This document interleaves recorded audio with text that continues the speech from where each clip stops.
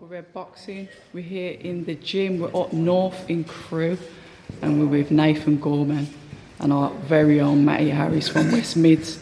Gentlemen, obviously what happens in sparring stays in sparring, but Nathan, being the seasoned boxer that you are, only having one loss, having Matty in the gym today, talk to us about that. How was he? How was that spar?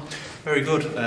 Obviously me and Matty was talking, I was telling Matty after the sparring, it's always good to spar up and coming fighters because, like I said previously to him, you come in here, you want to impress, you want to do well, so it brings out the best of me. Obviously I rate him, he's very good and he'll have a very good career, so it's good to spar people what brings their A game, because obviously you spar some people, you catch them with a few big punches and they kind of go in the shell.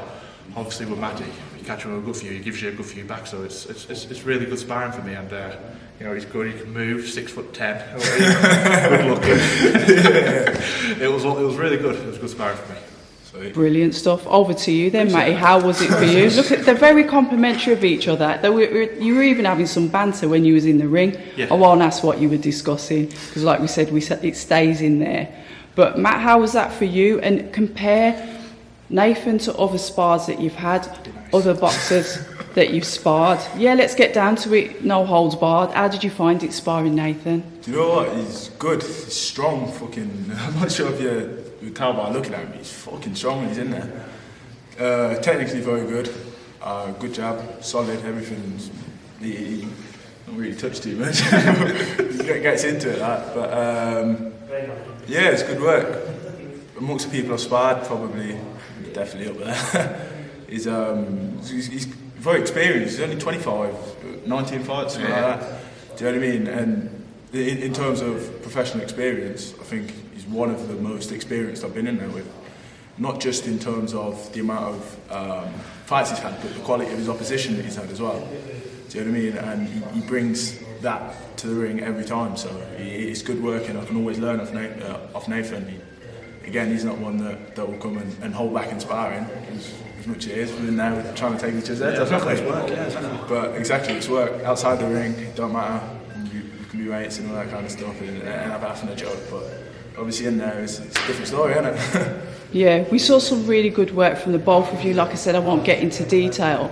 But you mentioned like Matty being game. Sometimes you've sparred people that maybe have got experience and they've folded, or they don't like what you're coming back with. I mean, you looking back, you've had like 19 fights.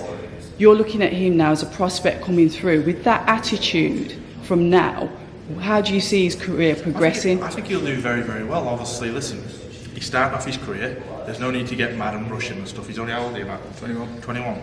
He's the same as himself. He's got all the time in the world. He has 3-4 fights a year. Build off each fight. I think he'll really do well. I really do. I'm not just saying it because he's stood next to me. He's got good movement. He's got good punch power. Very good technically as well. Like I said, no need to rush. Just keep building each fight. As long as you're improving each fight or each spar, or even every training session, as long as it's 1% extra, it's money in the bank. And talk to us about that rushing. Obviously, from your experience, you may see fighters coming through, and sometimes they're rushed. So talk to us about that. With the greats in the world, how many times, not just heavyweight, always, how many times have you seen it when they blow smoke up fighters' arse, and all of a sudden they fight someone who's experienced, and then it gets unravelled. There's no need. It doesn't matter if you have 30 fights, as long as you get to your destination where you're going to. It's a journey. As long as you get to where you're going to, a plan, execute it, move forward, and keep on learning. So going back to that, how old was you when you turned pro? Because it's 2015, yeah, right? 2015, I was 19. Right, okay, so similar ages. Yeah, similar age gap. I had 12 amateur fights. I was talking previously actually about it. I was on GB for about 14 months, something like that, but when I was on the GB team, I was still immature. I was only a teen, I was still immature, I still wanted to do my own thing. So obviously when I turned professional and realised it's my job, I've got to do this day in, day out, I'll eat, sleep, breathe boxing, basically.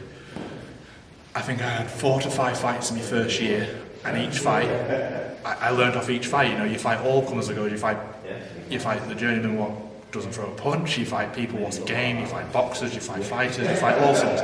And all this here, you learn from all little tricks of the trade. You get a little headbutt here, you get a low blow there, it's all little things you pick up And this is what will happen with Matty. He'll go into one fight and he'll learn off that one fight in a 4-rounder or a 6-rounder, then he could do it 10 million spars. That's what happens.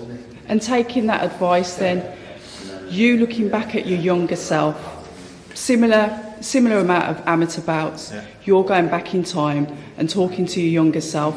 What advice would you give Matty coming through, except for not being rushed? Yeah. What advice would you give Don't Matty? rush, obviously, and that's the biggest main thing, don't rush. And you'll have a lot of friends you're coming for a night out, you're coming for this, you're coming for that. Without being horrible, you've got to be very, not selfish, but yeah, I'm going to use the word selfishness, but you've got to do you. Because you're going to have hundreds of friends that want to drag you and say, oh, you come to the pub, or you go for a game of pool, or you're doing this, you're doing that. You can't do it. You just really can't, because a hangover knocks weeks off your camp. It's not like you're going into work next morning, you can get through it. You can't get through it in them ropes. So taking that advice then, Matty, from an experienced boxer, listening to those words, how do you feel about what you said, and put that in line with your discipline, how you are at the moment? Because I'd say that you're quite disciplined, because I know you're sleeping in that bleeding caravan. That's to start that one off, the caravan story. That's another show. He's proper slumming it, he's taking it seriously. But in relation to discipline, do you think that you've got much to do? What do you mean? Like you said, going out with your mates, mates saying, come out with I'm me. quite antisocial anyway. I don't really go out too much anymore anyway. I don't drink, don't do any of that foolishness. So, as I said, when I'm in camp, staying in that caravan's given me an extra level of focus, because I've got no distractions, no nothing. I'm literally there to do a job.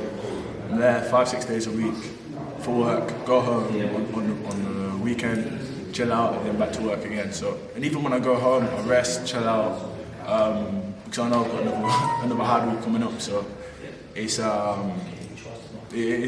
I'm quite disciplined with it, but obviously there's certain things that I need to work on and whatnot. But that's what camps are for.